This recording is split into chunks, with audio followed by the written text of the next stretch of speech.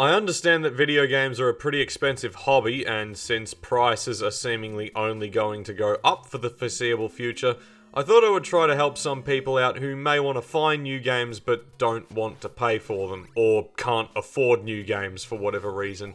Believe it or not, there are quite a lot of games out there that are free. You're probably thinking of some right now that I've said that. So I set myself some ground rules when constructing this list to whittle down which games I would include on here. Those rules being: 1. No free-to-play games. I know it sounds like I'm going against my own core principle at the first possible hurdle, but let me explain what I mean. When I say free-to-play, I mean games that are monetized through other means, like loot boxes, microtransactions, DLC, things of that nature, but the base game itself is free. These games, I don't want it to be monetized at all, even if it's just cosmetic stuff.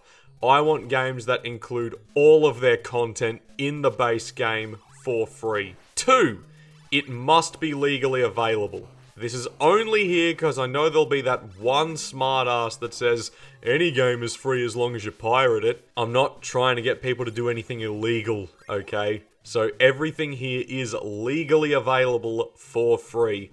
This also means no abandonware. You can get into the weeds of whether or not it's moral to download games that once were commercially available but are no longer being sold. I'm avoiding that discussion, at least for this video, so no abandonware. 3. These must be full games, so no demos or early access titles. 4. No ROM hacks or mods. While they are free, and some can be substantial enough to the point where you could argue that they are their own games, they use already existing games as a base to build off of. Games that you most likely had to pay money for in order to run these free mods. The goal of this video is to help people play games without paying anything, apart from the platform that they play the games on. So there are only standalone games on here. That being said, if a mod goes on to have a free standalone release where the original game isn't needed to play it, it is eligible for this list, because there's no payment needed in that case. 5. These are going to be quick overviews of what the games are, not in-depth reviews. Some of these I haven't played yet, but look interesting to me. Some of these I have played and have enjoyed. Some of these I'm not interested in personally, but I think it may be of interest to other people. If I feel someone else will have an interest in playing it, it may be on the list. 6. This is not a ranked list. I'm not saving the best for last or anything like that. This list is in no particular order. I've also broken this video down into categories to make it more digestible. Those categories being freeware games, games that were released for free right out of the gate. Commercially released games that are now legally free. These are games that were sold at a cost at one point, but for whatever reason are now entirely free. Open source games, which are games whose source code is available to the public to, view and tinker around with. This usually means that the game has a shitload of mods to mess around with, so if you want even more bang for your buck, these are the games for you. There are fan-made games. These games are based off of already existing properties. This can be another video game series, or it could be something outside of video games. There are homebrews, and these are games developed by hobbyists that are unauthorized for the consoles that they're developed for. It's best to have these run on an emulator, but you can run them on official consoles as well. And then finally, there are multiplayer games for those social butterflies out there. I've timestamped each section in the description. Keep in mind that a lot of the games I'm going to talk about fall into multiple categories, and I'm not putting a game in this video twice. So in the case where a game did fall into more than one category, I had to prioritize which category to put it in. To spoil one game on this list, I know that Mega Man 8-Bit Deathmatch is both a fan game and a multiplayer game, but I only want it once on this list, so I've put it in the multiplayer section, as I want to emphasize its status as a multiplayer game over it being a fan game. So let's get into the games now, starting with the freeware titles. Moonring! And immediately I'm breaking one of my rules because this game does have DLC for it, but shut up! This is the only time I break any rule, and I think this game is great even without the DLC, so shush. Created by one of the co-creators of the Fable series, Moonring is a love letter to 80s RPGs like Ultima, as it is a grid-based 2D game working on a tick system. Each dungeon is procedurally generated, and the dialogue system is reminiscent of Ultima 4, where you need to type out keywords to get responses from NPCs, which is a surprisingly big part of this game. The plot is that you play a dreamless, someone who is free, unlike the other people of Caldera who dream of various gods that call for their devotion. These gods coincided with the arrival of 5 moons that orbit this planet. People who dream of these gods are driven to serve at least one of them, but as you are dreamless, you're allowed the liberty of analysing these gods, studying them and their followers, and choosing what your destiny is, even, perhaps, to become an Archon, the god's mortal representative. It's surprisingly deep for a game that's seemingly so rudimentary. If you like Skald Against the Black Priory or the aforementioned Ultima series, particularly Ultima 4 and 5, then I imagine you will like this too. Cave Story. This game has been re-released so many times on so many different platforms, and most of them do cost money, but the original 2004 freeware version is still available to download. You get the full original game for free. This is a 2D platformer concerning Quote, a robot suffering from amnesia, who runs across a village of the Mamiga, these cute bunny-looking things that are being terrorized by a crazed scientist known only as the Doctor. I've seen people class this as a Metroidvania, but I'm not sure I agree with that. The non-linearity that usually comes with the genre isn't here, at least not from what I've played of it. I remember Cave's story being a lot more linear than most Metroidvanias I've played, but the characters are very endearing, and despite some floaty controls, I had some fun with this little game. Fears to Fathom, Home Alone. A short horror game, beaten in less than an hour, but a very potent piece about being home alone. Or so you think. Because it is so short, I can't talk about this without getting into spoiler territory, and I feel that's where a lot of this game's power lies, so play the game yourself if what you're seeing on screen looks interesting to you. Lunacid, Tears of the Moon. One of the first Kingsfield likes that really popped off. Lunacid was a very good game. It is not on this list due to it costing money, but its prequel, Tears of the Moon, is free, so is on this list. It acts as a sort of addendum to the original game, the plot being that you play Calamus Cerulean, a man who has a vision of a great old one whose slumber will soon end and plunge the world into darkness, like what happens in the original Lunacid. You must venture into the land to find a way to keep the great old one from waking up. It's a simple story, and from what I understand, not a very long game, only taking about half as long to beat as the original. Also, keep in mind, this was built in Sword of Moonlight, an officially developed tool by From Software that allows people to make their own Kingsfield games. This tool was originally released in 2000, so be prepared for some jank if you decide to play this. It being a quarter of a century old engine and all, there's going to be some compatibility issues, but look past the jank and you get a similar experience to the original Lunacid, a dreamlike peregrination through the psychedelic haze of a punishingly brutal world. Doki Doki Literature Club, a subversive dating sim that becomes something more and more sinister the further and further you get into it. Like Fears to Fathom, I can't really talk about this game without spoiling it, so again, if you're interested at all, go and play it. Cry of Fear.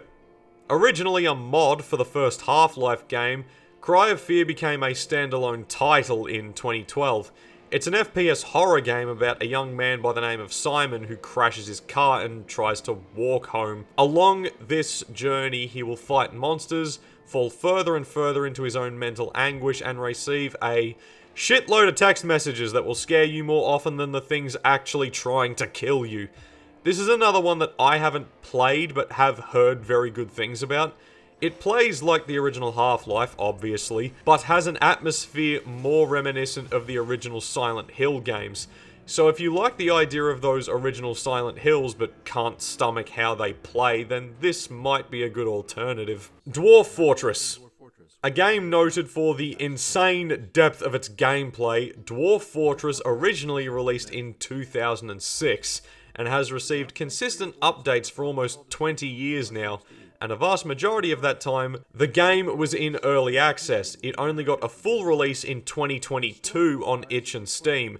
That version is sold at a cost, but Dwarf Fortress Classic is still free on the game's official website. The game's premise is simple. Build a fortress to keep your dwarves safe from various threats. And I would go into the gameplay, but honestly, looking into the intricacies of a game this deep made my fucking head spin, so if you want to try and make sense of it, then you go and play it. Yume Nikki, another classic game, this one from 2004. You play a girl named, sorry I'm probably going to mispronounce this, Madatsuki, sorry if I mispronounced that, Madatsuki exploring her dreams. There's no plot beyond that. The game relies on you interpreting what's going on in Suki's life through the symbolism present in her dreams. And there are some very weird things you'll come across in this game. It's quite relaxed in that there's no apparent danger, at least for the most part. Hello Yuboa, good to see you again.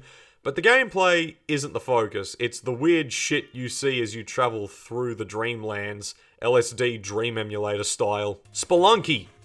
You can get the updated version of Spelunky at cost from Steam, but the classic version is still available to download for free from the official Spelunky website. This is a roguelike from 2008 where you play an explorer delving into caves to find treasure, whilst avoiding/fighting monsters. As this is a roguelike, the game is procedurally generated every time you start a run, and no progress is saved between runs. Every time you die, you start back at square one. There's a reason this formula became as popular as it did, because traipsing into the unknown, even if you know the kind of thing you're getting into, is addictive. If you enjoy roguelikes, you probably already have this, but if you don't, then I recommend you get it. And now, we're moving on to the commercially released games that are now free. And we are starting with Daggerfall Unity. The original version of this game is available for free on Steam, but the original version of Daggerfall is, how do I put this delicately, a big pile of dookie. It was overly big, and while technically impressive for the time, the world felt so empty. And despite how big it still wasn't big enough to contain all of those fucking bugs that it had. It had so many bugs that any kind of achievement the game may have, well, achieved didn't really matter. It was made mute because no one wanted to push through all the bugs to appreciate the achievements that it did make. Even back then, Bethesda was implementing bugs as features. Enter Daggerfall Unity, a total engine conversion that cleans up a lot of the bugs, and while not fixing the empty world issue, it is incredibly mod-friendly, meaning you can populate the world with more content so it doesn't feel as empty. Even without mods, I find Daggerfall Unity to be a very engrossing time. Quests will often find you about as much as you will find them, and the character creation alone I find to be addictive. I've lost entire evenings to just creating characters within Daggerfall. I love this game, even if I've never finished it. Tyrion 2000.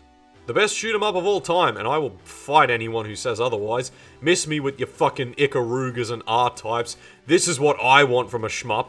I have no idea what the story to this game is. I didn't bother to read all those data documents, but what I do know is that I love the way this game plays. It reminded me a little bit of Armored Core in some ways. Like the mechanic where if you don't like something that you have purchased, then you can sell it back for the exact same price that you bought it for. I love that feature. It encourages experimentation, and that's what I want to do in this game, because so many of the guns are fun to fire. You got your missiles, your fireballs, sonic waves, bombs, and this is before we get to the sidekicks that fight alongside you. These are brought with your score. Yes, your score actually has a purpose in this game other than bragging rights. So you're encouraged to kill things and find hidden items because it increases your score, which in turn means you can buy better and better items. Ross from Accursed Farms made a very good video on this game quite a few years back now, so go and watch that if you want a deeper dive on this. I have finished it and would heartily recommend it. Ultima 4, Quest for the Avatar. One of the OG RPGs. I made a video on a precursor to this game, a Calibeth, not too long ago, and I thought that game was not that great. It's interesting in the lineage of video games, but not something that's enjoyable to play nowadays. I have yet to play Ultima 4, but from what I have heard, this might still have something to offer the modern gamer. Unlike a Calibeth and the 3 Ultima games that preceded it, Ultima 4 is tackling some pretty heady concepts. The aim of the game is to embody the 8 virtues. Britannia is in peacetime, so a hero now is one who is virtuous towards those in need. You embody what you think a hero should be. In that way, it's one of the first games to try and tackle something philosophical. For that alone, I think it deserves at least a look in. Postal. I know this game mainly through its sequel, Postal 2, and while Postal 2 was more of a comedy game with the lowest of the lowbrow humor to offer, Postal 1 was a more serious and darker game. You play a man only ever known as Postal Dude, who is evicted from his house and believes that the US military has released a hate plague upon his town. So he decides to rid his town of this plague by murdering everyone who he deems to be infected. Don't worry, the game is fully aware of the irony. So it is still comedic, but in a much more morbid way than the over-the-top, silly, irreverent humor of the sequel. It's played in an isometric style, similar to games of the era like Diablo and Baldur's Gate, but this isn't an RPG. And it isn't for the faint of heart either. The themes it's tackling are really heavy. NetHack. An infamously dense traditional roguelike, what sets this game apart from the original Rogue and games like it is its sheer breadth of different commands. It's kind of intimidating how many inputs there are in this game.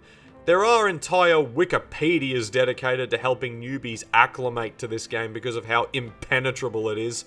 This game was originally released in the 80s, and it is still being updated today by the original creators. They're still adding shit to this, and Jesus Christ. You'll be playing this game for the rest of your life if you decide to start now. Beneath a Steel Sky. This is a classic point-and-click adventure game set in a dystopian cyberpunk future where you play Robert Foster, a man who was abducted from his village and involved in a helicopter crash. He managed to escape the crash, resurrect his AI friend Joey, and the pair find themselves in a place called Union City, no relation to the Last Stand location. This place is currently under a brutal dictatorship of a corrupt AI. Throughout the game, Robert and Joey will discover the truth behind his capture and, hopefully, bring some liberty to the city. I, like most people, believe that a point-and-click adventure lives and dies on the strength of its story, since I find the gameplay in a vast majority of point-and-clicks to be quite lacking. I haven't played this one yet, so I can't say whether it meets that criteria or not, but I've heard good things over the years from people who have played it, so take that for what you will. Command & Conquer. Here's a throwback for all you real-time strategy fans out there. The first 3 Command & Conquer games are available to play for free online. Those being Command & Conquer Red Alert, and Command & Conquer Tiberian Sun. In these games, you are playing military forces that are waging war against an opposing force. This usually entails you building bases, building units to protect those bases, and ordering units to attack, defend, act as distractions, etc. This is not a genre of game that appeals to me very much, but maybe it appeals to you. Samarost. Another point-and-click. This one about a gnome exploring his home in space. Apparently this one is really short, so to say anything else about it may be a spoiler, but I mean, if this looks interesting to you, give it a shot. Colossal Cave Adventure. One of the original adventure games. It's a simple story about you, an adventurer, trying to find rumored treasure in a cave. This is another one of those play for historical significance kind of deals. Text adventures of this time were notoriously fussy about syntax, so a command like unlock door won't work, but a command like unlock door with key will work. I haven't played this game, but I'll go out on a limb and hazard a guess that it's one of those kinds of deals. Wolfenstein 3D. I don't know if I need to say much about this one. It was a first-person shooter before Doom popularized the genre, and it retains a pretty hefty fan base to this day. It wasn't the first FPS, I can think of others that came out before it, like Catacombs 3D, but it is still a significant piece of gaming history nonetheless. And now we move on to the open source games, starting with The Battle for Westnoth. This is a turn-based strategy game, not too dissimilar to Heroes of Might and Magic. In this game, you choose a fantasy faction or race to play as and proceed to build an army to take on an opposing force for that campaign. And I say that campaign because this game doesn't have a central story. It has 17 that come with the base game. The first story developed was the Heir to the Throne storyline, so I guess if you had to pick one campaign as the main one, I guess it's that one. But you don't need a deep story to get into a game like this. It's all about the strategic thinking. And since this is open source, there are so many other campaigns you can download if the base 17 somehow aren't enough for you. So this will keep you strategy fans busy for a while. Zero AD. Another strategy game, but instead of being turn-based, this one is real-time. It's based on Age of Empires, as it was originally developed as a mod for that game before becoming a standalone title. It depicts a war taking place between the years 500 BC to 1 BC. Outside of that, see comments on Command & Conquer earlier in this video to see if you would enjoy playing this. Space Station 13. Be warned, this game is quite a pain in the ass to get up and running. I'm not going to get into the nitty-gritty here, watch Seth's video if you want to break down on that stuff. But if you can get this up and running, you will find a game that is multiple parts deep, complex, confusing, and incredibly autistic. The premise is simple enough. It's a multiplayer RPG where you play someone living on a space station. You have a job to do to ensure that the station keeps running smoothly. But that's not what this game is known for. It's known for the copious amounts of ways that you can disrupt the tasks of others, and how much minute detail has gone into so many different aspects of this game. Again, Seth's video goes over that, and even then, that's just a sliver of the kind of wacky shit that people get up to in this game. Open TTD. Do you like Roller Coaster Tycoon? Would you like Roller Coaster Tycoon more if instead of a theme park you were running a business? Then here's the game for you. There's no real narrative to go over for this one, it's merely building a business in whatever way you see fit. Step Mania. This is just essentially DDR going by another name. There are so many fan-made songs for this, so it'll most likely have whatever song you want to dance to, even if it's never been in an official DDR game. So if you ever wanted to dance to Dragon Force, and boy do I ever, then you can do that in this game. Dungeon Crawl Soup. A traditional roguelike. I'm not sure if there is a story here other than to delve into a dungeon, but all the hallmarks of a roguelike are here, so here's another one. Friday Night Funkin'. This game was quite popular a few years back, and maybe it still is. I don't know, I don't keep up with it. It plays a lot like any other rhythm game out there. Again, DDR is the first one that comes to mind. But there's a little more story here. You play Boyfriend, who tries to, I guess, outsing his opponents because they're trying to date his girlfriend? I mean, it's not much of a story, but, you know, it's something. I do like the aesthetic. Reminds me a lot of old Flash games like Castle Crashers and Alien Hominid. Super Tux. I don't know who thought this up, but I imagine they must be a big Linux fan. Take the Linux mascot Tux and make a Super Mario Bros. Style platformer for him. It's almost a copy-paste of the original Super Mario Bros. You have the question mark blocks, the power-ups, only 2 action buttons which jump and run, even the specifics of the power-ups allowing you to throw a fireball. They're not being subtle about what this game is ripping off.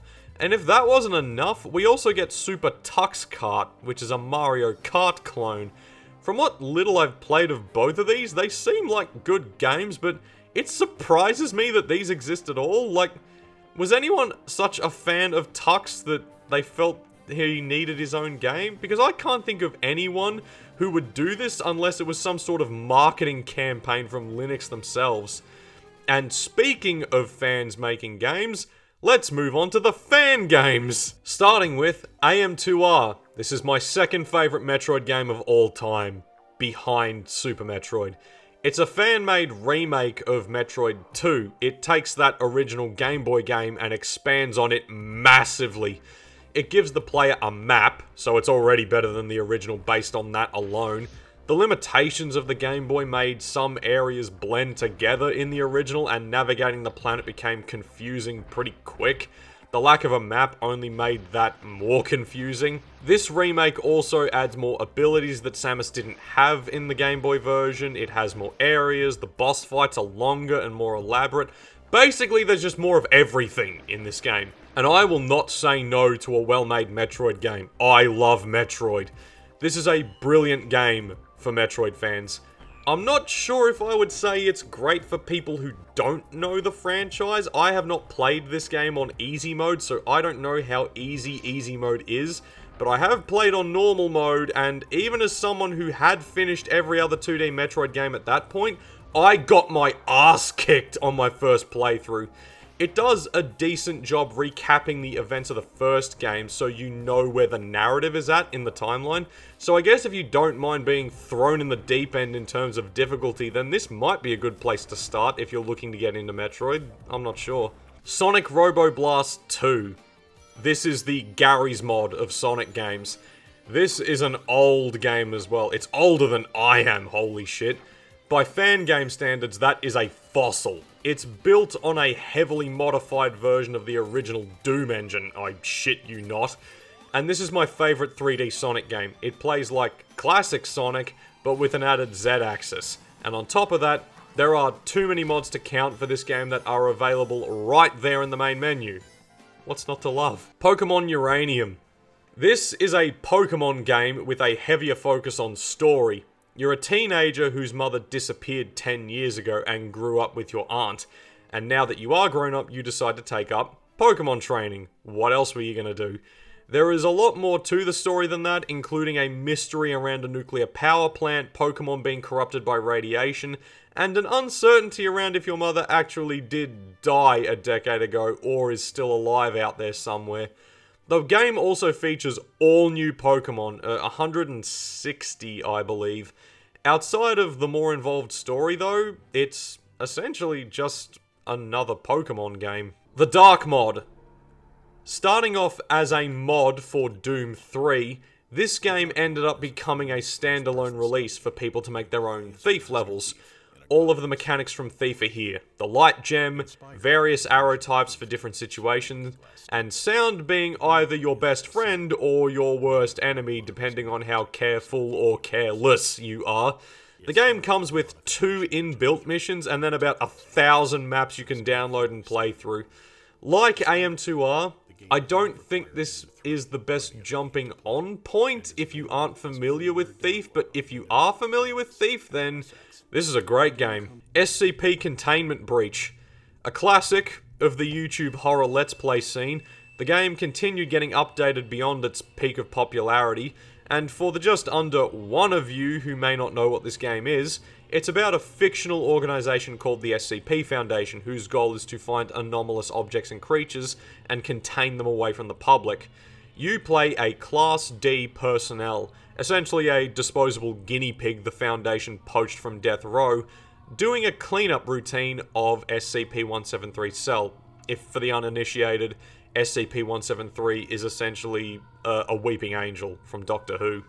During the clean, things go wrong, 173 breaks containment, kills all the other people in the cell apart from you, and now you need to escape from this facility. Along the way, you will run across a lot of other monsters and objects that the Foundation keep under wraps but are now running amok. If you don't know anything about this game, go and watch, I don't know, insert your favourite YouTuber here, playing it, and see what you think. It may be a bit dated, but it is still the definitive game about SCP. Clone Hero. This is basically Guitar Hero, says it in the title, with so many downloadable songs. I have had so much fun playing along to songs that never made it into an official Guitar Hero game, like Blind Guardian's Bard song. But really, there's not much else to it. It's Guitar Hero native for PC. Mega Man Maker. It's Super Mario Maker, but for Mega Man, meaning that there is an endless amount of content out there being made, and that was made for it, and is currently being made for it. But also, it's only as good as the fans making these levels are, so tread with caution if you decide to play this. Rayman Redemption. This is a fan-made reimagining of the original Rayman. I have a love-hate relationship with that game, because while I like some of the levels, especially the earlier levels, the later ones rely so heavily on trial and error and pixel-perfect precision that I lost interest before I got to the end. This project seeks to remedy that. The aspect ratio is expanded to widescreen, so no more leaps of faith, thank fucking God. All the powers are unlocked from the start, which I'm not quite sure how I feel about, and you can helicopter for as long as you want. Thank you!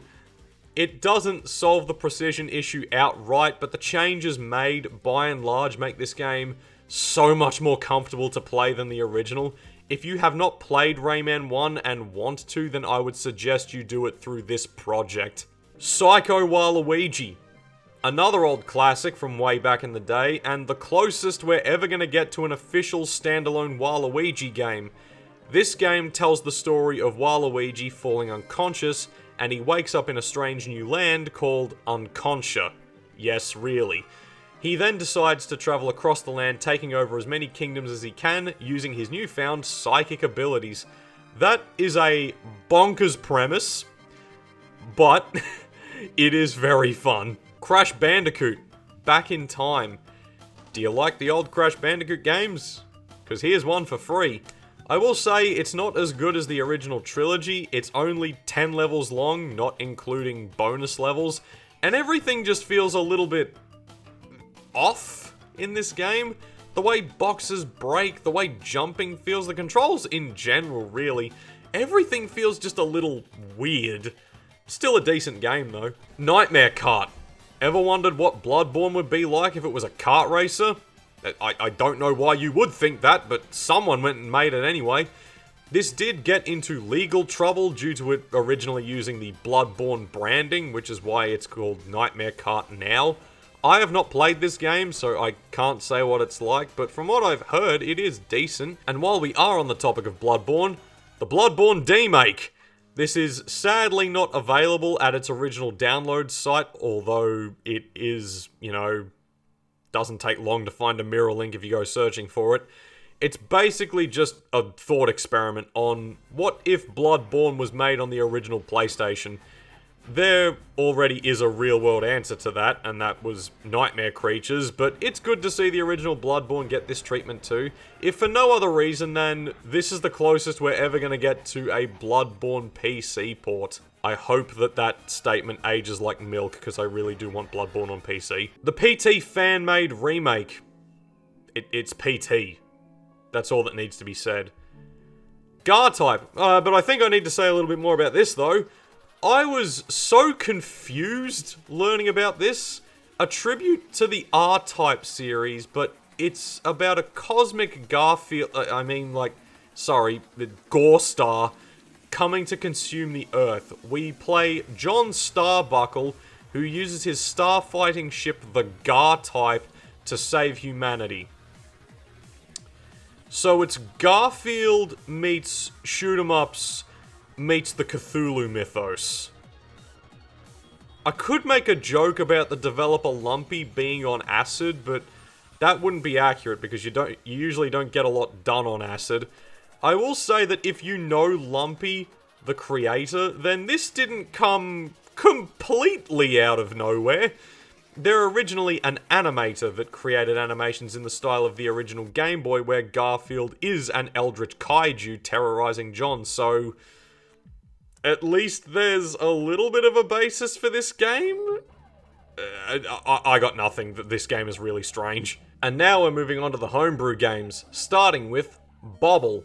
This is a unique idea for a platforming game. You play a bubble that is trying to I actually don't know what they're trying to do. But you're jumping between pools of water to get to the end of this game. If you ever touch the edges of a pool or mistime a jump and land on land, you pop and lose a life. But there are power-ups you can find that help you out, like being able to sink indefinitely and an iron power-up that lets you bounce once on land before popping. I haven't played all the way through this, but I find the concept interesting enough to want to come back to it. Vroom 3D. This is worth playing more for the technical achievement that it is than for its gameplay. Not that its gameplay is bad, but it is very rudimentary. This is a 3D racing game on the Game Boy Advance. I repeat, 3D on the Game Boy Advance. The fact that this exists at all and isn't absolute dog shit is astounding in and of itself. And the devs know this, because there is an option in the main menu where you can just view the 3D models. The game is a top-down racing game, nothing groundbreaking about it, it works fine and is fun, but the big achievement here is seeing this run on a system that has so little power. Pork-like. This is a roguelike on the original Game Boy. You play a pigman delving into a dungeon. It plays a lot like your standard roguelike, but for one key difference. Along the way, you pick up, not treasure, but abilities. You can hold up to 4 copies of the same ability, like grappling, allowing you to pull yourself far distances, spear, allowing you to attack from a little further away, and jumping, allowing you to leap over an enemy rather than attack them. These are going to be vital if you want to survive this game, because it is brutal. I have yet to have a successful run in this game, but I am having so much fun playing it. I can't wait to jump back into it. Alter Ego. This is a neat little concept. You play a man who has a phantom twin. Each level is a single screen platforming challenge where you need to collect whatever these things are. Your phantom twin mirrors your movements. You move left, they move right. You jump, they jump. That sort of thing. Thing is, some of these things may be placed in awkward spots, like inside a wall. But your phantom twin is not bound by the rules of physics, only by you. If you're standing on a solid surface on one side of the screen, then they'll stand on the other side, even if there's no solid ground to stand on. You need to use this knowledge to solve these puzzles. Anguana. I don't know much about this one, only that it's a top-down fantasy adventure game in the same vein as the early Zelda titles. It looks good, I'll say that, and it is quite an old game, having its roots back in the mid-2000s. Princess Rescue. This is the original Super Mario Bros. Running on the Atari 2600. Having played this myself, I can tell you it's nowhere near as good as the NES version, but the fact that someone got this running on a 2600, which barely had enough power to play games that lasted more than a single screen, I give this a ton of credit for merely existing. Whoever developed this, you're a fucking maniac. The N64 Minigame Jam, 2024. We all know game jams, competitions that give prospective game devs a short amount of time to make games based around a theme. This game's theme was competitive minigames that could accommodate up to 4 players, Mario Party style. The best ones were then picked and then thrown into one big game. So really this could be considered about 20 games in one, or one big Mario Party game if it was just the minigames with no boards. Discrete Orange. In this short game, you play a little orange that moves on a tile grid. The orange always moves 2 squares when you either move or jump. This includes being able to move through walls and jump through floors, as long as those walls and floors are only 1 tile wide. However, there are some obstacles or collectibles that are outside of your movement grid, so you'll need to get creative to get these collectibles or get around these obstacles, usually meaning you'll need to halt your little orange's progress by making them hit a wall that's super thick, so they can only move 1 tile, which rearranges the grid that they can now move on. It's a neat idea for a puzzle platformer. I just wish there was more of it. Cube Cat. Not a lot of homebrews out there for the old Sega Saturn. Even in the future, not a lot of people care about it. But whoever's developing this does. This is Cube Cat, a game where you play a, well, cat that's a cube. It's a 3D platformer that was quite typical of the time when the Saturn was trying and failing to compete with the N64 and the original PlayStation. Really, it's impressive to see a 3D game running on the Saturn, as it's mainly known as a 2D powerhouse. There were 3D games on it, but it never ran them as well as the other two consoles, so it's good to know that it's got one 3D game it can call its own, even if it is about 30 years too late. Sticks! You play Albert, a little skelly dude who works alone in a warehouse.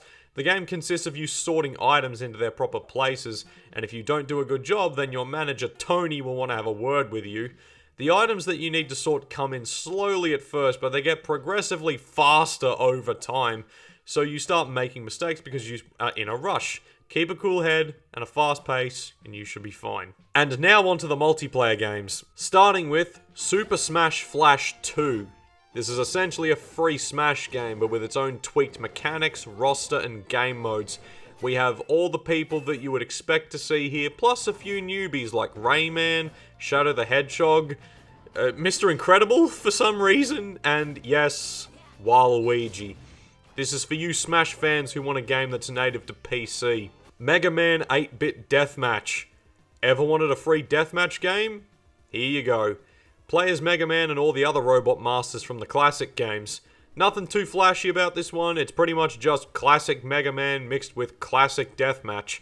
The story, what little there is of it at least, is that Dr. Wily's latest scheme involving a cloned Mr. X has been foiled, and the real Mr. X is holding an annual Robot Master tournament in commemoration of this defeat. All robots have been fitted with Mega Man's powers to see which robot truly has the best design. New Super Mario Bros. Mario vs. Luigi. Remember that multiplayer mode in the original New Super Mario Bros. DS? The one where you play Mario and Luigi competing against each other to see who can get 10 stars first?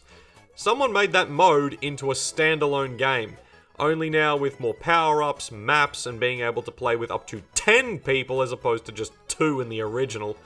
In this game, you play as either Mario or Luigi, surprise surprise, and you have to collect 10 stars. These stars are dotted around a small level filled with power-ups and other enemies.